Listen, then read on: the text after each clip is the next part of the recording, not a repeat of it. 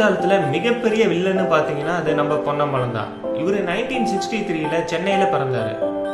அது மட்டும் இல்லாம இவர் சின்ன வயசா இருக்கிறப்போ ஜிம்னாஸ்டிக், ஹை ஜம்ப் போன்ற பல விளையாட்டுல கலந்துருக்காரு. 1984 அன்னைக்கு ஹை ஜம்ப்ல நேஷனல் சாம்பியன் அவார்டு வாங்கியிருக்காரு. இவருக்கு 6 சிஸ்டர் இருக்காங்க. இவரு சினிமால என்ட்ரி ஆறதுக்கு இவங்க தான் சப்போர்ட்டா இருந்தாங்க. அது மட்டும் இல்லாம இவர் ஏடிஎம்கேல மெம்பரா இருக்காரு. ஏடிஎம்கேவோட எல்லா எலெக்ஷன்லயும் தன்னோட லாயல் சப்போர்ட்டை கொடுத்துட்டு வர்றாரு. பொன்னம்பலம் ஆரம்பத்துல ஸ்டன்மேனா தான் இருந்தாரு. அதுக்கப்புறம் 1989ல கமலோட படமான அபூர்வ சகோதரர்களை தான் வில்லனா அறிமுகமானாரு. அதுக்கப்புறம் மைக்கேல் மதன் காமராசன், நாட்டாம, அருணாச்சலம் போன்ற படத்துல நடிச்சு பிரபலமானாரு. இவர் தமிழ்ல மட்டும் இல்லாம மலையாளம், தெலுங்குலையும் நடிச்சிருக்காரு. இவரு 700 படங்களுக்கு மேல நடிச்சாலும் ஒரு படத்துல கூட ஹீரோவா நடிக்கலையா. ஆரம்பத்துல வில்லன் ரோல் பண்ணாலும் கொஞ்ச நாளா நடிக்க சான்ஸ் கிடைக்காதனால 2008க்கு அப்புறம் காமெடியனா நடிக்க ஒத்துக்கிட்டாரு. இவர் பட்டையக்கலப்புங்கிற ஒரு படத்தை டைரக்ட் பண்ணியிருக்காரு.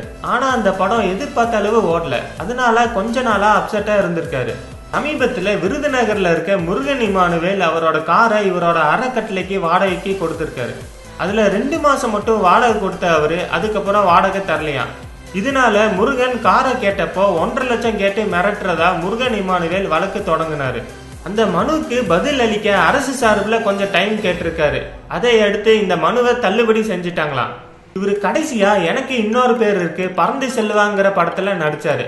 இப்போ ரீசெண்டா ஜி பிலிம் பேட்டரி சார்பில் ஆமா நான் போக்கிரி தான் படத்துல பொன்னம்பலம் நடிச்சிட்டு இருக்காரு. இந்த படத்தோட பூஜை சமீபத்துல நடந்துச்சு. இந்த படம் பெரிய பட்ஜெட்ல உருவாகுதான். இதுல இவரு வித்தியாசமான ரோல் பண்ண போறதா சொல்லியிருக்காரு. இந்த படம் பெரிய பட்ஜெட்ல உருவாறதுனால நிறைய தியேட்டர்ல ரிலீஸ் ஆகும்னு எதிர்பார்க்கப்படுது.